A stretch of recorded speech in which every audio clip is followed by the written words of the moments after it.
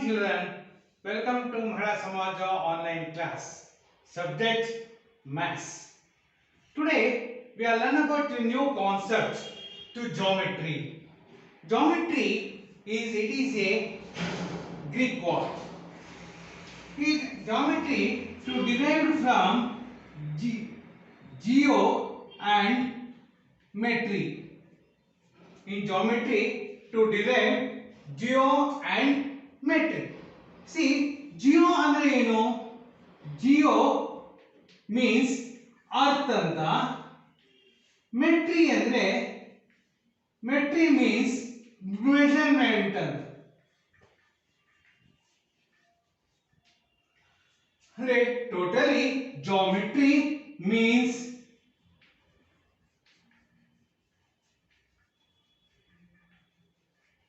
measurement of earth.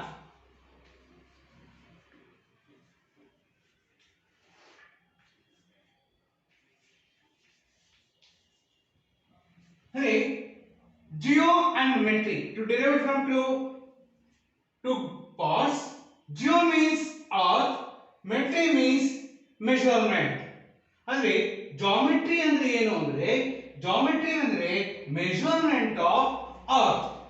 ಅಂದ್ರೆ Euclid ಅಂದ್ರೆ Euclid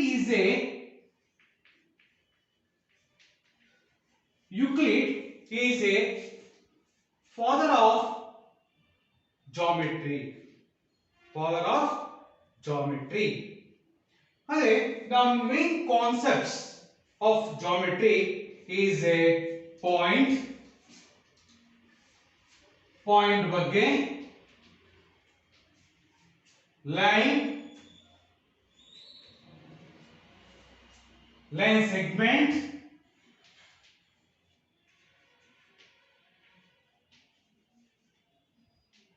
and ray. That is there are four concepts of geometry: point, ray, line segment, and ray.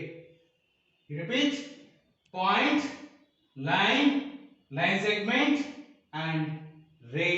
These are concepts of geometry. Basic concepts of geometry are point, line segment, and ray. First point. Point has no side or shape, just position. Point correct. Here point has no side or no shape. ಇಲ್ಲಿ size ಇಲ್ಲ, shape ಇಲ್ಲ, just position. ಇದು ನಾವು ಬರೀಬೇಕಾದ್ರೆ ನಾವು point M ಅಂತ ಇಟ್ಕೊಂಡಿರ್ತೀವಿ, ಒಂದು name ಕೊಡ್ತೀವಿ. ಈಗ ನೀವು ಹೆಣ್ಮಕ್ಳು ಗರ್ಲ್ಸ್ ನೀವು ಹಣೆಗೆ ಕುಪ್ಪು ಹಚ್ಕೊತೀರಲ್ವಾ? What is the shape of bindi? Round ಆಗಿ ಹಾಕೋತೀರ.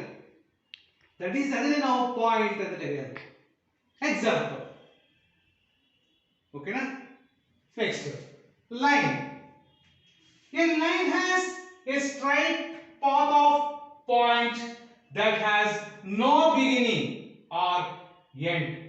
Here, a line has a straight path of even straight line.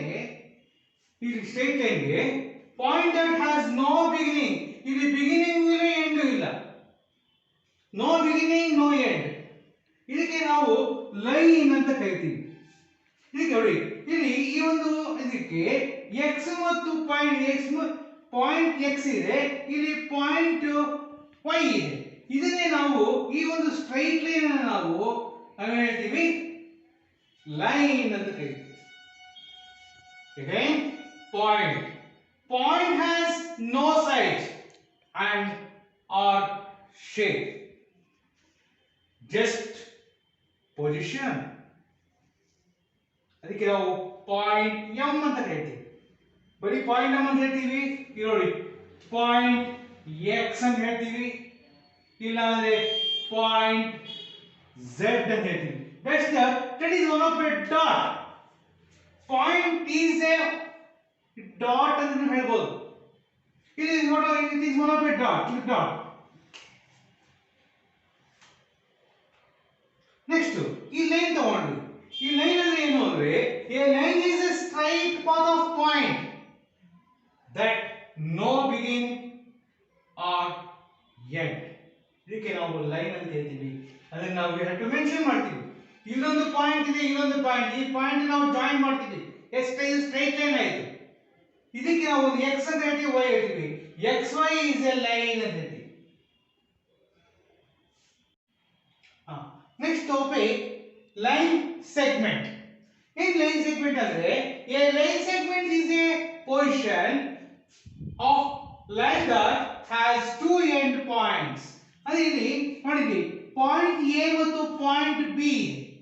ಈ ಪಾಯಿಂಟ್ ಎ ಮತ್ತು ಪಾಯಿಂಟ್ ಬಿ ನ ಜಾಯಿನ್ ಮಾಡಿದಾಗ ಇಲ್ಲಿ ಒಂದು ಪಾಯಿಂಟ್ ಇದೆ, that is no end points. ನೋಡಿ, line that has two end points. ಇಲ್ಲಿ ಟೂ ಎಂಡ್ ಪಾಯಿಂಟ್ಸ್ ಇರುತ್ತೆ. ಇಲ್ಲಿ ಪಾಯಿಂಟ್ ಎ ಮತ್ತು ಪಾಯಿಂಟ್ ಬಿ ಇಂದ ಜಾಯಿನ್ ಮಾಡಿದಾಗ ಇಲ್ಲಿ ಏನಾಗುತ್ತೆ, ಟೂ ಎಂಡ್ ಪಾಯಿಂಟ್ಸ್ ಅಂತ ಹೇಳ್ತೀವಿ. ಈ ಒಂದು ನಾವು ಲೈನ್ ಸೆಗ್ಮೆಂಟ್ ಅಂತ ಕರೀತೀವಿ.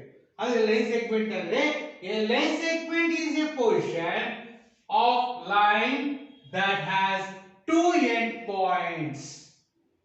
Two end points. That is a two end points irutte line segment ge. Next, ray. Ray naga a ray is a portion of a line which has one end point and extends forever in one direction. ಅದರಲ್ಲಿ one end point ಇರುತ್ತೆ ನೋಡಿ, point P and point Q. ಇಲ್ಲಿ point P is one end point ಇರುತ್ತೆ, ಇದು extend ಆಗ್ತಾ ಹೋಗ್ತಾ ಇರುತ್ತೆ. ಅಂದ್ರೆ ಎಕ್ಸ್ಟೆಂಡ್ ಆಗ್ತಾ ಹೋಗ್ತಾ ಇರೋದನ್ನ ನಾವು ನೋಡಿ, ಎಕ್ಸ್ಟೆಂಡ್ ಆಗ್ತಾ ಹೋಗ್ತಾ ಇರುತ್ತೆ. ಇದಕ್ಕೆ ನಾವು ರೇ ಅಂತ ಕರಿತೀವಿ. Is a given example sun. The second example torch is a beautiful examples for it. Ray. Next, I repeat, ray. A ray has a position of a line which has one end point and extends forever in one direction. Is called a ray. We are already learned about the definition of point, line, line segment and ray. ಈಗ ನಾವು ಈಗ ಒಂದು ನಾಲ್ಕು figure ಕೊಟ್ಟಿದ್ದೀನಿ. ಈಗ ಒಂದೊಂದು ಹೇಳ್ಬೇಕು ನೀವು. See what is the first figure? Yes, point A.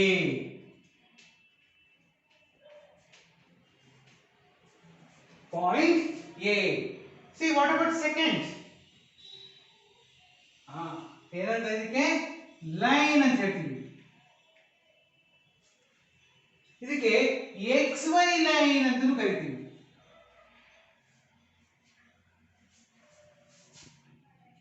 Next third figure ಹೇಳಿ ನೋಡೋಣ. ಇಲ್ಲಿ ಎಂ ಇದೆ ಮತ್ತು ಎಂಡ್ ಇದೆ, ಟೂ ಎಂಡ್ ಪಾಯಿಂಟ್ಸ್ ಅಂತ ಹೇಳ್ತೀವಿ. ಟೂ ಎಂಡ್ ಪಾಯಿಂಟ್ಸ್ ಅಂತ ಏನ್ ಹೇಳ್ತೀವಿ? Line segment. ಇಲ್ಲಿ A B line segment. Next ಇಲ್ಲಿ ಒನ್ ಎಂಡ್ ಪಾಯಿಂಟ್ ಇದೆ, ಎಕ್ಸ್ಟೆನ್ಸ್ ಆಫ್ ಸ್ಟ್ರೈಟ್ ಲೈನ್. ಇದಕ್ಕೆ ಹೇಳ್ತೀವಿ ರೇ. ಇದು ಎಂತ ರೇ? ಇದು C D ray. Yes. Types of line. ಈ ಟೈಪ್ಸ್ ಆಫ್ ಲೈನ್ ಅಲ್ಲಿ first number one, horizontal lines. ಇದನ್ನ ನಾವು ಹಾರಿಜಾಂಟಲ್ ಲೈನ್ ಅಂತ ಕರೀತೀವಿ. ನಾವು ಬರೀತೀವಲ್ಲ ಇಂಗ್ಲಿಷು ಕನ್ನಡ ಎಲ್ಲ ಬರೀತೀವಲ್ಲ, ಅದು ಹಾರಿಜಾಂಟಲ್ ಲೈನ್ ಅಲ್ಲೇ ಇರುತ್ತೆ. ಎಕ್ಸಾಂಪಲ್. ನೆಕ್ಸ್ಟ್ ವರ್ಟಿಕಲ್ ಲೈನ್ ಅಂತ ಕರೀತೀವಿ. ವರ್ಟಿಕಲ್ ಲೈನ್ ಅಂದಾಗ ನಾವು ವರ್ಟಿಕಲ್ ಲೈನ್ ಅಂತ ಕರೀತೀವಿ. ಈ ಒಂದು ಲೈನ್ ಅನ್ನು ನಾವು ವರ್ಟಿಕಲ್ ಲೈನ್ಸ್ ಅಂತ ಹೇಳ್ತೀವಿ. ಈ ವರ್ಟಿಕಲ್ ಲೈನ್ ನಾವೇನ್ ಬರೀತೀವಿ ನಮ್ಮ ಮ್ಯಾಥಮೆಟಿಕ್ಸ್ ಅಲ್ಲಿ? 1 2 3 4 ಬರೀತೀವಿ. ಇದು ವರ್ಟಿಕಲ್ ಅಲ್ಲೇ ಬರೆಯೋದು. ಓಕೆನಾ? Next curved line. A beautiful example. We are flowing of the river. ನದಿ ಹೇಗಿರುತ್ತೆ? ಈ ತರ ಹರ್ಕೊಂಡು ಹೋಗುತ್ತೆ. No straight lines. ಇದು ಸ್ಟ್ರೈಟ್ ಲೈನ್ಸ್ ಇರಲ್ಲ ಇದೆ. Example flowing of river. ನದಿ ಹೆಂಗೆ ಹರ್ಕೊಂಡು ಹೋಗುತ್ತೋ ಆ ರೀತಿ ಹೋಗ್ತಾ ಇದೆ. ಅದನ್ನ ನಾವು ಕರ್ವರ್ಡ್ ಲೈನ್ ಅಂತ ಕರೀತೀವಿ. ನೆಕ್ಸ್ಟ್ ಡಯಾಗ್ನಲ್ ಲೈನ್ ಅಂತ ಕರೀತೀವಿ. ಡಯಾಗ್ನಲ್ ಲೈನ್ ಅಂದ್ರೆ ಒಂದೇ, ಸ್ಲೀಪಿಂಗ್ ಲೈನ್ ಅಂತ ಕರೀತೀವಿ ನಾನು. ಈಗ ನಾವು ಸ್ಲೀಪಿಂಗ್ ಲೈನ್ ಕೆಲವರು ಹ್ಯಾಂಡಿಂಗ್ ಬರಿಬೇಕಾದ್ರೆ ಸ್ಲೀಪಿಂಗ್ ಅಲ್ಲಿ ಬೈತಾರೆ ನೋಡಿ, ಈ ತರ ಬೈತಾರೆ ನೋಡಿ. ಎಕ್ಸಾಂಪಲ್ ನೋಡಿ, ಇಲ್ಲಿ ಸ್ಲೀಪಿಂಗ್ ಲೈನ್ ಹೋಗುತ್ತೆ ಆರ್ ಅಂತ ನೋಡಿ. ಈ ಒಂದು ಡಯಾಗ್ರಾಮ್ಗೆ ನಾವು ಸ್ಲೀಪಿಂಗ್ ಲೈನ್ ಅಂತ ಹೇಳ್ತೀವಿ. ನಾವು ಇಲ್ಲಿ ಎಕ್ಸಾಂಪಲ್ ನಮ್ಮ ಹ್ಯಾಂಡಿಂಗ್ ಬರಿಬೇಕಾದ್ರೆ ಈ ಸ್ಲೀಪಿಂಗ್ ಲೈನ್ ಅಲ್ಲೇ ಬರ್ಕೊಂಡು ಹೋಗ್ತಾ ಇರ್ತೀವಿ.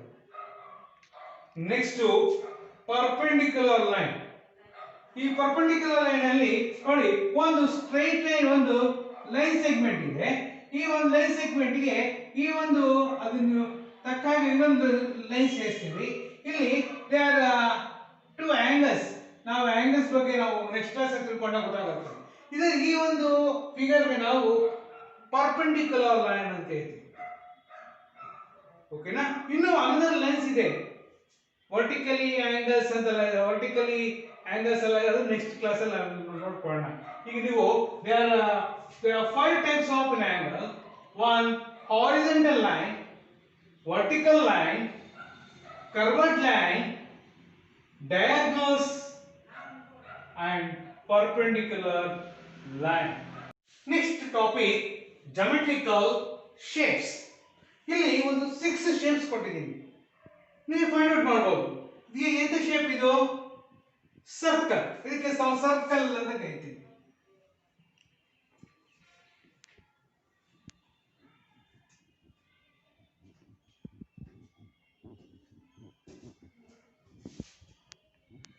Football.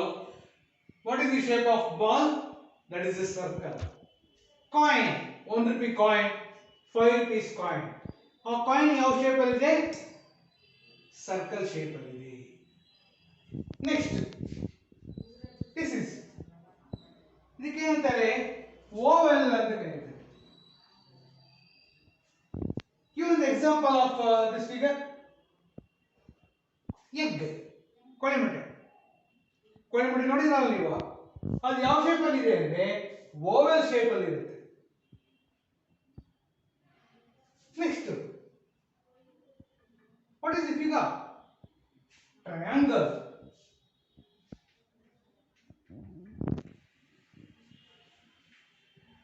ಸ್ವೀಟ್ ಪುಟ್ಟ ಹೋಗ್ಬಿಟ್ಟು ಅದು ಕೇಳ್ತೀರಾ, ಆ ಟ್ರಯಾಂಗಲ್ ಶೇಪ್ ಅಲ್ಲಿ ಒಂದು ಸ್ವೀಟ್ ಕೊಡಿ ಅಂತ ಕೇಳ್ತೀರಾ. That is the shape, triangle shape ಅಲ್ಲಿ ಇರುತ್ತೆ. ನೆಕ್ಸ್ಟ್ ಇದು is a rectangle.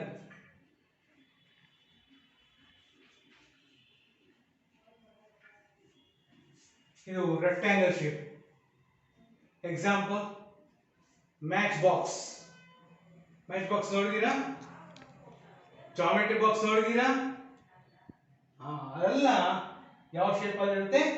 Rectangle. Next ಇದು ಯಾವ ಶೇಪ್? ಇದು ಸ್ಕ್ವೇರ್. ನೋಡಿ ಎಕ್ಸಾಂಪಲ್ ಹೇಳಿ ನೋಡೋಣ, ಯಾವ್ದಾದ್ರು ಇದ್ರೆ ಹೇಳಿ. ಸ್ಕ್ವೇರ್ ಟೈಪ್ ಇರೋದು ಹೇಳಿ ನೋಡೋಣ. ಈ ಮ್ಯಾಚ್ ಬಾಕ್ಸ್ ಅಲ್ಲಿ ಸ್ಕ್ವೇರ್ ಟೈಪ್ ಬರುತ್ತೆ. ಕೆಲವೊಂದು ಈ ವುಡ್ ಅಲ್ಲಿ ನಾವು ವುಡ್ ಪುಟ್ ಮಾಡಿದಾಗ ಸ್ಕ್ವೇರ್ ಟೈಪ್ ಅಲ್ಲಿ ಮಾಡಿದ್ದೆ. ಸ್ಕ್ವೇರ್ ಟೈಪ್ ಅಂದ್ರೆ ಎಲ್ಲಾ ಸೈಡ್ಸ್ ಈಕ್ವಲ್ ಆಗಿ ಇರುತ್ತೆ. ಎಲ್ಲಾ ಸೈಡ್ಸ್ ಈಕ್ವಲ್ ಆಗಿದ್ರೆ ಅದನ್ನು ನಾವು ಹೇಳ್ತೀವಿ ಸ್ಕ್ವೇರ್ ಅಂತ ಹೇಳ್ತೀವಿ. ನೆಕ್ಸ್ಟ್ ಈ ಫಿಗರ್ ಏನಂತೀವಿ ನೋಡಿ, ಹೇಳಿ ನೋಡೋಣ. ಇದಕ್ಕೆ ಡೈಮಂಡ್ ಅಂತ ಕರೀತೀವಿ. ಇವನಿಗೆ ಇಷ್ಟವಾಗಿರೋದು ಯಾವ್ದು? ಕಾಜು ಬರ್ಫಿ ಕೊಡಿ ಅಂತ ಕೇಳ್ತೀವಿ. 100 ಗ್ರಾಮ್ ಕಾಜು ಬರ್ಫಿ ಕೊಡಿ ಅಂತ ಕೇಳ್ತೀವಿ. 100 ಗ್ರಾಮ್ಸ್ ಕಾಜು ಬರ್ಫಿ ಕೊಡಿ ಅಂತ ಕೇಳಿದಾಗ ಅದು ಯಾವ ಶೇಪ್ ಅಲ್ಲಿ ಇರುತ್ತೆ ಅಂದ್ರೆ ಡೈಮಂಡ್ ಶೇಪ್ ಅಲ್ಲಿ ಇರುತ್ತೆ.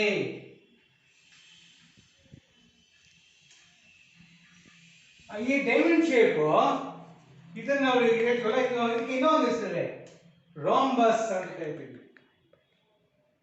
ಓಕೆನಾ? ದಟ್ ಈಸ್ ಇದು ಎಕ್ಸಾಂಪಲ್. ಇದನ್ನ ನಾವು ಡೈಮಂಡ್ ಕರಿತೀವಿ, ಇದಕ್ಕೆ ಇದಕ್ಕೆ ರಾಂಬಸ್ ಅಂತ ಕರಿತೀವಿ. Is given example kaju barfi ಅಂತ ಕರಿತೀವಿ.